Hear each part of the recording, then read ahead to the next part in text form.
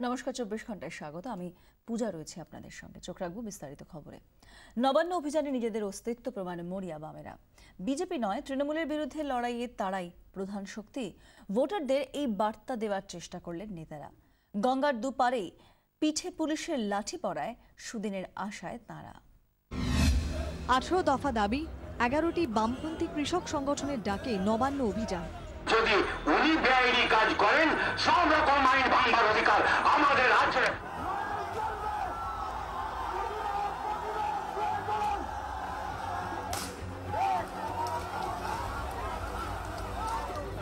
বাম কর্মীদের চ্যালেঞ্জের মুখে পুলিশের ব্যারিকেড, দেদার ইট, পাল্টা জলকামান, লাঠি।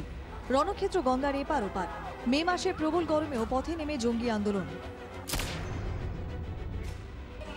পালা বদলের পর ভোট কম হয়নি, আর প্রতিবারই বামেদের ইস্যু খারিজ হয়েছে ভোটের অঙ্কে। এবার তাঁদের স্লোগান বাংলা বিপন্ন, চলো নবান্ন। ফসলের ন্যায্য দাম, দুর্নীতিতে অভিযুক্ত নেতা মন্ত্রীদের গ্রেফতারের দাবি। রাজনৈতিক মহল বলছে, সাম্প্রতিক পুরো ভোটে কার্যত মুছে যাওয়ার পর নবান্ন অভিযানের নামে নেতাকর্মীদের মাঠে নামিয়ে নিজেদের সাংগঠনিক শক্তির প্রমাণ দিলেন বামেরা।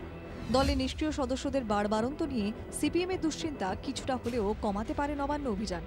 সাম্প্রতিক নানা ভোটের ফল বলছে রাজ্যের প্রধান বিরোধী শক্তি হিসেবে উঠে আসছে বিজেপি।